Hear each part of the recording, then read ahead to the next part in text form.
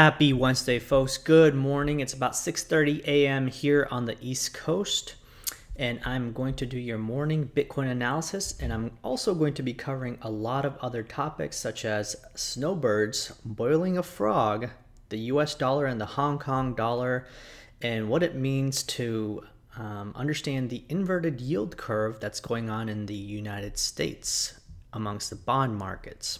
All right. So first things first, folks, if you were part of the Advantage community last week, about 6 or 7 days ago, I let everyone know that I'm cutting my short-term and medium-term positions completely. And right now I'm largely just waiting for the price action to show me where it's going. And in large part, I'm actually, in terms of derivatives, I'm actually shorting the markets, all right, especially Bitcoin. And in the stock market, I've actually been in cash since July, okay? And I explained sort of my anxiety and fears in this post right here, and I elaborated on it with my Advantage community members, the day after, okay? So first things first, let's talk about snowbirds, okay? To understand what a snowbird is, I live in Florida, all right? And every winter, in the United States here, the winter starts somewhere around October, November, and lasts all the way to February. What we see is people from New York and all the way up in the East Coast, they come down to Florida to, basically wait out the winter from where they live. Because it's nice and warm down here, we have the beaches and everything, right? It's a good time. You want to enjoy yourself. Now, I want to relate this back to the markets, okay? Snowbirds in the traditional markets or even crypto are the same people. The analogy is the same because what they're really looking for is some comfort. They want some money, they want some easy money, and they think crypto is it, right? And so what I see is in the middle of May till the end of June, when prices were skyrocketing, right around here, we actually saw a jump in membership. And I want to sort of tie this point back, so bear with me, okay?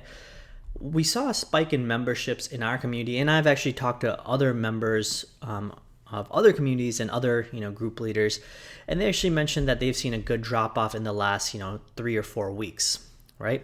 So what does this mean, and how does it tie back to Snowbird?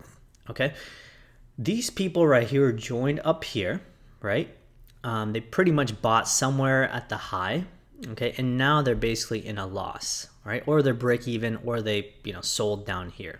All right, these people were looking for the comfort and the easy gains in the lottery ticket for the 20,000, 40,000 targets by September, October, November, whatever, sort of ridiculous number that people have been talking about, right? And they did not anticipate this long drawn out 65-day, consolidation, correction, retracement, whatever you want to call it, okay? They didn't anticipate that. Why? Because they were in it for the easy money. They thought that, this thing is going to just keep on going up, right? I mean, obviously, because they think that market's just, all they do is they just keep on going up. But they were wrong. And now they're sort of getting bored. They're getting frustrated. They're making mistakes. They keep losing money. And so, I see this on crypto Twitter. I read, posts from people. And yesterday I spent about a good hour just, reading random posts on Reddit, reading posts on TradingView, people talking about how TA doesn't work and this and that.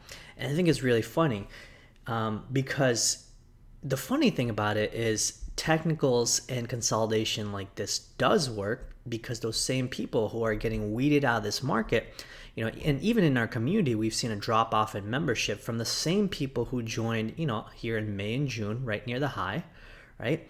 Those same people just left in the last maybe 2 or 3 weeks. So whatever this market is doing, just like any other market does, which is weeding out, the unwanted, the retailers, the barnacles, it's doing its job. All right, so this tells me that we are nearing a possible, directional movement, either up or down. Personally, I think it's down. And that's great because these same people who are here, who are really the folks who are liquidity for most professionals, they're leaving, okay? And more than likely they'll probably come back again when markets are higher, like at 20,000 or 30,000. And again, the same thing will happen. The markets will consolidate for a month or two, they'll pull back 20-30%, and they'll leave again. So the point I'm making with this is, most folks who join markets like this, they don't have the patience, nor do they have the mental fortitude to watch a drawdown like this, for 30% or 40% from the top, nor do they have the time and the patience to watch the market go from 13.9 to 10,000 or 9,000 in 65 days. That's 2 months. I mean, that's a lot of time. I get it, and so I personally think that's great. I think these people need to get out of the markets, all right, because they were the barnacles that were really helping fuel this fire. All right. And once we weed them out, then the market, once it flushes out more people, then we can push up again. Okay. And I can guarantee you that these same people will join at higher prices. They're not going to come at lower prices. I can tell you that much. These are the same people who, did not want to buy down here. So what makes you think that they're going to want to buy at 8,000 when prices retrace, or 7,500, right? Now let's get to the boiling a frog analogy. Okay. Now, boiling a frog in the traditional markets and the financial markets is sort of a term that's seen as, complacency and false exuberance among novice traders and investors, and maybe even some, somewhat experienced traders. Okay. And so what does that mean? Right. So basically what happens is, the theory behind this whole boiling a frog is that when you put a frog into warm water, you slowly turn up the heat on it, okay? And slowly turning up the heat, the frog doesn't really know that it's getting boiled, right? And so this effect that you're seeing me draw on the prices, this is the effect of boiling a frog, okay? Now, it doesn't happen that the frog doesn't know that it's being boiled until prices start collapsing. And this is where the heat gets really turned up on these frogs, right? And so when this happens, then they realize, oh shit, looks like we're really going down, and I just lost another 10, 20, 30%, right? So that's what it means to boil a frog. And the reason I'm mentioning that to you is, again, when I spent time on Reddit yesterday and Twitter, I started to see all these posts by, these bulls, these perma bulls, that stated that there's no way that we're ever going to see 4-digit Bitcoin again. That the big move is coming. This is all accumulation. We're definitely going to go up. Their targets were 25,000 by the end of the year, 35,000, something ridiculous, right? Like that, right?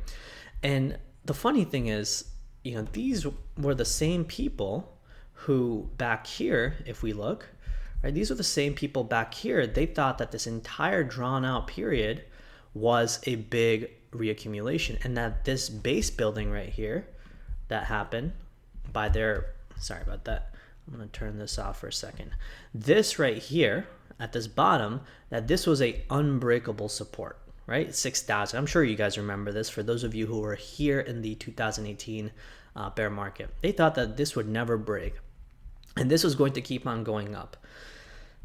I'm pretty sure, obviously they found out the hard way, right? Prices dropped 50%. And again, you can go back on all my videos, and I can tell you that I stated that the targets for the downside were somewhere around 2,500. I was off by $600. I'll admit that, okay? But again, prices did drop off. That was the point. They did not see this coming, because this is how boiling a frog works. All right. And so these same people are the folks that need that same punishment again. All right. And this is why I am currently short. It's because these folks need to be boiled like frogs. All right. So I know it's a long-winded analogy that I had to tie back, but I hope you guys understand the point. Okay. This right here, I do agree that this could pop up easily, right? But the overall anxiety and fears that's happening in markets around the world, as well as regulatory concerns that's happening around crypto, I personally think that at the very least, we need to flush out these people right here, somewhere around say I would probably say mid to low 7,000s, maybe even just, breach into that 6,000 territory, really scare the pants off everybody, and then go back up. Okay, so this is why I personally think that we're still going to go down a bit further. Okay, I don't know exactly when it's going to happen, but I do agree that we are coming very close to sort of a decision point in the markets, right? Most people think we're going to just keep on going up. I personally think we're going to go down. All right. But anyway, I just want to comment on that because this sort of ungodly confidence that people have that prices cannot go down is the very same reason why prices will go down. It's because those people need to be flushed out of the market. Those are the pretentious posers, and the professionals will take their money very happily, right? So like I said, I'm shorting the market, and I'm pretty sure these people are going to feel the pain very soon. Okay. All right, so let's go from small time frames to large. All right, 15-minute chart. You can see right here in this blue, we have this descending wedge. I stated that I will be filling up on my shorts in around 10,200. Again, if you don't believe me, this is all right here. Oops, right here. I posted this yesterday around noon. All right, yesterday around noon, I think prices were somewhere over here. Or yeah, somewhere over here maybe. And obviously the prices moved up, filled up my shorts, and now I'm in profit, right? All I've been really doing is catching small scalps on longs or shorts whenever I get an opportunity. I wasn't able to catch this right here on the way up, but what I did was I shorted right here, right around 10,500, okay? And I shorted this down all the way to this support right here around 10,250 or so, okay? So what's really going on is we're moving between this resistance right here, which is that yellow box, and this support, which is the previous resistance before this big pump, right? I mean, again, personally, you don't want to keep hitting support. Typically what you want is you want to, sort of go up, come down, and then just take off, right? The fact that it's, keep on, the prices keep on hammering this support right here, it tells me that this support is getting weaker, and ultimately it's going to crack. So far, I've been watching the order books, and I've seen about 6,000 BTC in the way between 10,050 and all the way down to about 19,900 or 9,850 or so. So just about a $200 gap. And I think those bulls who are absorbing that are, getting exhausted. Personally, I mean, I think the sellers are getting exhausted too, but it's kind of an undeniable fact that the sellers are clearly dominating this entire, last 60 days, right? High, lower, lower, low. I mean, obviously over here, they're picking it up with a higher, low. This is because, obviously there's those same buyers that I just spoke about. They're absorbing all the supply, but we haven't gotten a higher high, meaning that there's still supply out there that's, obviously forcibly dumping itself on the market, right? So I personally think that there's some big players who are accumulating, down here, like I said, between 10,050 and 9,850, but I think there are bigger players that are actually selling off, all right? And so this is what I mean, again, boiling the frog, these people don't know that they're the frogs until, prices break down a bit further, right?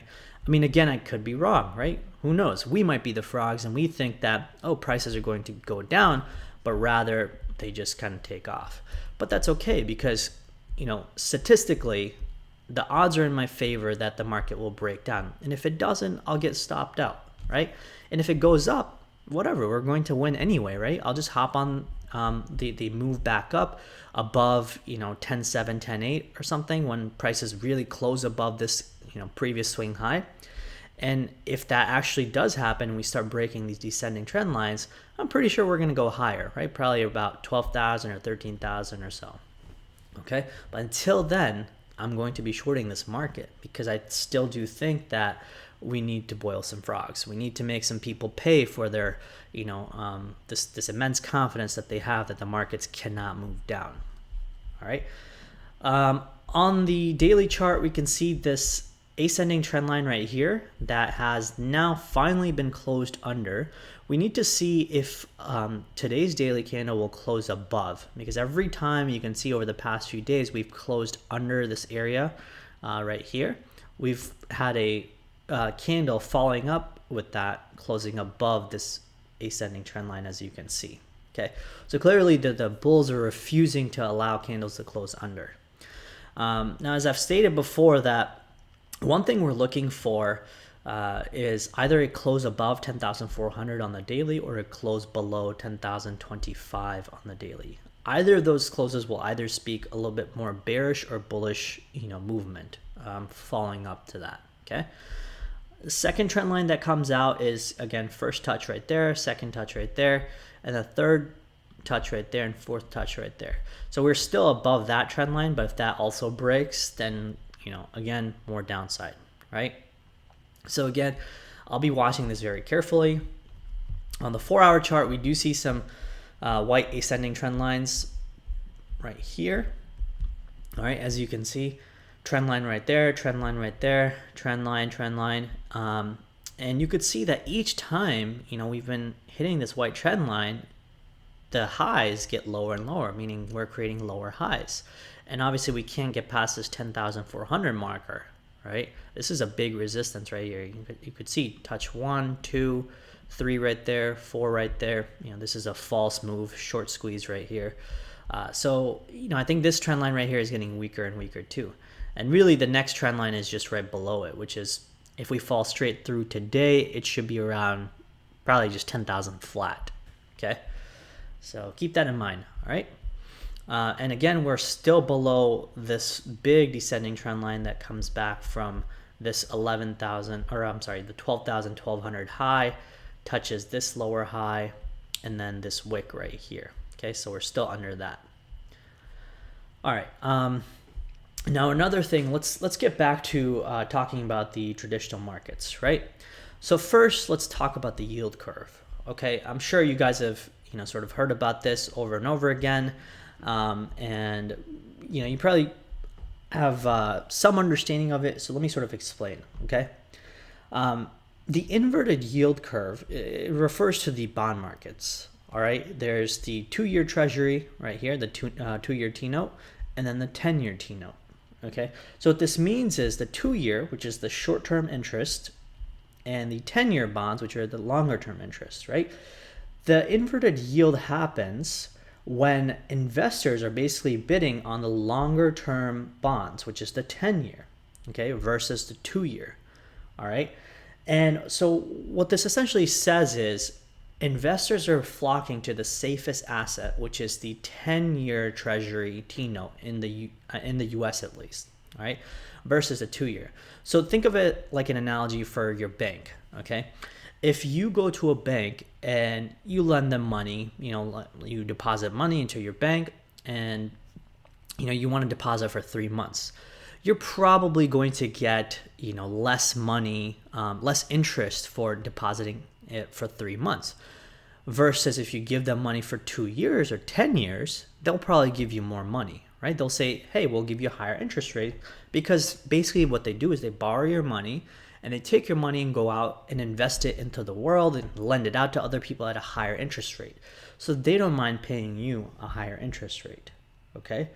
So what this says right here, this inverted yield, is that at present moment, people are worried about the near-term future of the U.S. economy or the global economy as a whole, right? Something is sparking fear and anxiety into people, and they're now flocking to the 10-year Treasury notes, okay, versus the 2-year.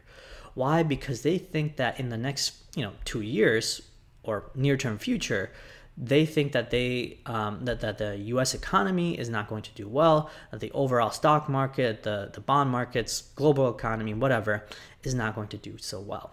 And so the 2-year Treasury notes are offering a higher interest rates, meaning that the 2-year Treasuries are saying that, hey, we'll pay you more money, because again, these Treasury notes, what they do is they'll take your money from bonds and they'll again lend it out to other people, bigger corporations. So if these people are offering a higher interest rates, the 2-year treasury notes, than the 10-year, okay, which typically the 10-year offers more, what this says is the US economy, the government, the feds are saying that, hey, we need to borrow money right now so we can lend it out to corporations so they can keep the economy going. But that's not happening. Investors like you and I are giving money into the 10-year treasury notes, meaning that we are scared of our near-term future. And this is why you see this inverted yield happening, because the 2-year treasury is now offering a higher interest rate than a 10-year. Okay, so basically the feds are saying like, hey, we really need money right now, so we'll give you a higher interest rates if you just allow us to borrow this money for 2 years. But investors are saying, people like you and I are saying, well, no, I don't think so. I don't really trust this economy. I don't know how things are going right now. I personally think that there's going to be more impact on the stock markets and the overall economy. So I'd rather put it into the safest asset, which is the 10-year. And obviously, in 10 years, people are far more confident in that the economy can recover itself, right? So they would rather give their money into the safest asset, which is the 10-year treasury note. All right. So I hope that makes sense. Okay. Now, also beyond that, the overall stock market is also looking a bit shaky, right? So let's go to that real quick. Okay. So here's the stock market. In December, we put in this low right here, all right, and about 2,400 points right here. Even right now, there is as you can see on the weekly, the MACD has now made a bear cross on the stock market, okay?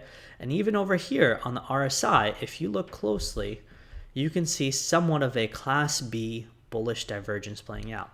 Higher high right here on the price, and basically the same high here on the RSI. Now let me show you guys that real quick if you don't understand divergences, okay? Here it is. Where am I looking? Where is it? Which one am I looking for? This is a price. It's probably Class A, but I don't know why I can't find. Oh, there it is. Class C. Okay. You can see double top right here, basically on the RSI, right? The indicator. Price right here makes a higher high. Okay. Bearish divergence, right? Class C bearish divergence. I can show you that again. Higher high on the price, and as you can see, double top on the RSI. Okay, so clearly there's things that are being shown in terms of technical indicators in the stock market, in the inverted yield curve, that are telling you that, hey, be cautious, right? Now again, you're probably wondering, how does this relate to crypto? Well, the thing is, Bitcoin has never gone through a recession period. It has never gone through, a global recession. It has never gone through major sell-offs in the stock markets, right? And technically, you could make the argument that when November and December in the stock market, when this was dropping, this is really the final, sort of nail in the coffin that was put in way back here in Bitcoin as well, right? You can see right here. Okay, over here, November down to December. This drop off happened in Bitcoin right around the same time. Now, again, I'm not one to say that there's a high correlation between the stock market and Bitcoin, because I personally don't think there is.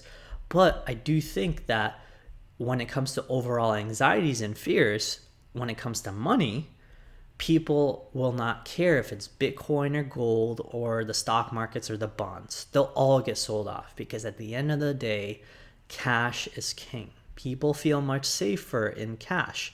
So they'll sell everything, whether it's Bitcoin, whether it's the stocks that they own, whether it's the bonds they own, whether it's gold or silver, okay?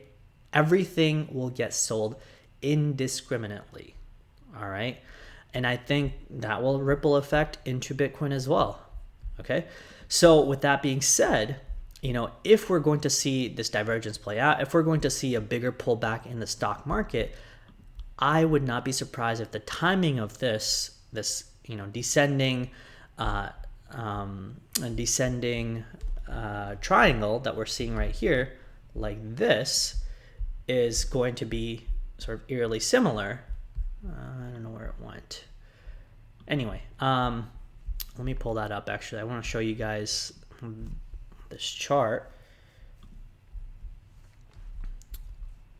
This is how it looks like. Okay, this descending triangle. Sorry about that, folks. I thought I had this third chart pulled up as well. There we go. And put this over here. There it is. Okay, this is that big descending triangle that we had in 2018 bear market, and this is something that looks like, again, people thought all this was consolidation before, big pop. I personally think, this is going to happen almost in a similar manner. We're going to drop off here just to be able to, again, weed out those same people who have too much confidence that we have to go up, and we're going to ultimately go down. Okay, so this descending triangle is playing out perfectly with what's happening in the stock market, as well as, you can see the gold markets and the silver markets have been taking off quite well, right?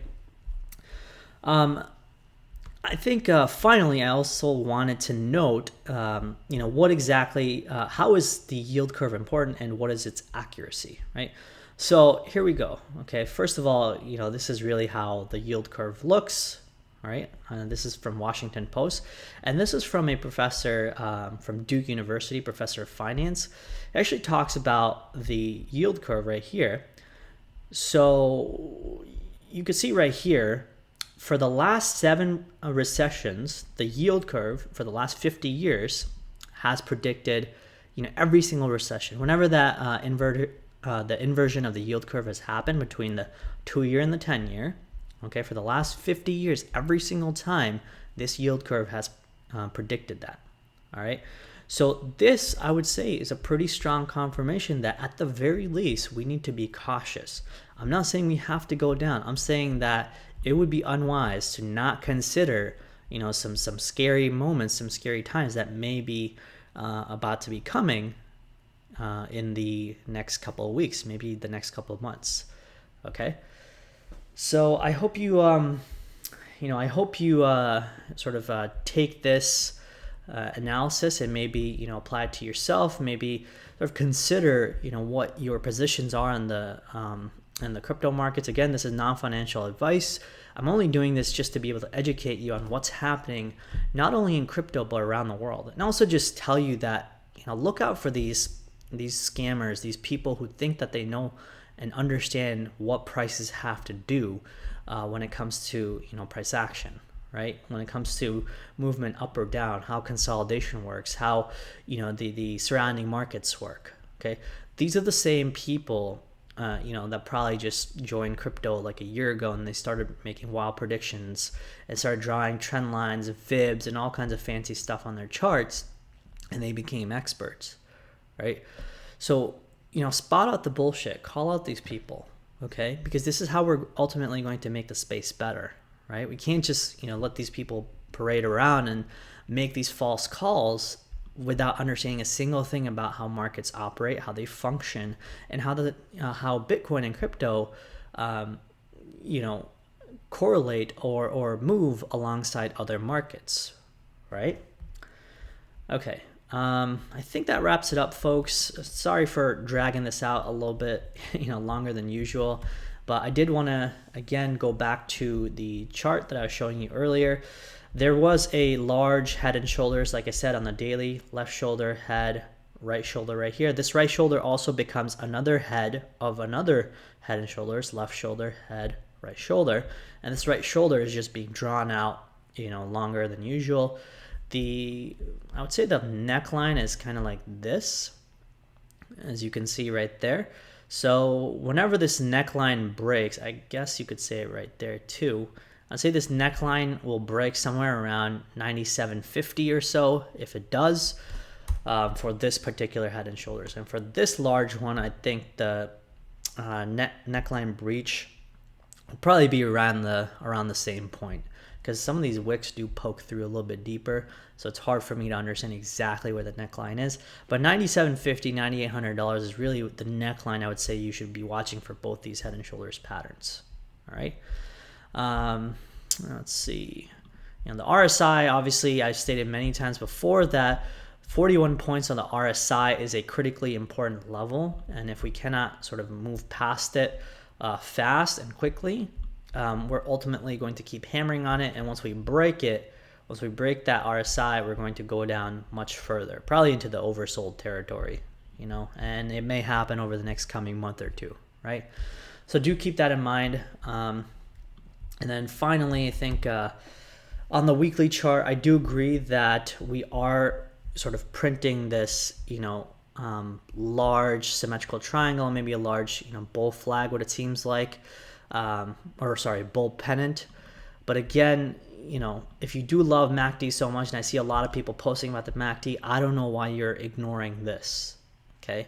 You can't just, sort of use indicators when it suits you for time frames that it suits you, right? So if the bigger time frame is telling you that the MACD is, turning around and having its bear cross, and the the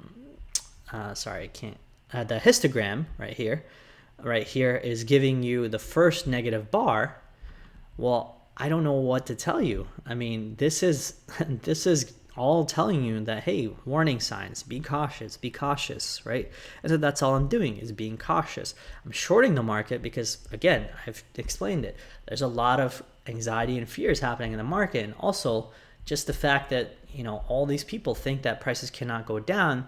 I would rather bet against them, because again, markets love to punish people who do not think that a certain price level can't be broken, or they think that this is an easy lottery ticket and all I have to do is just buy whatever prices do, and it's ultimately going to keep on going up. But eventually these same people will get flushed out once prices start breaking critical levels. And if prices go down to 6,000 or 5,000 or something ridiculous, those people are easily going to get flushed out, right? And then the markets will pick back up when they're done weeding out those people. All right.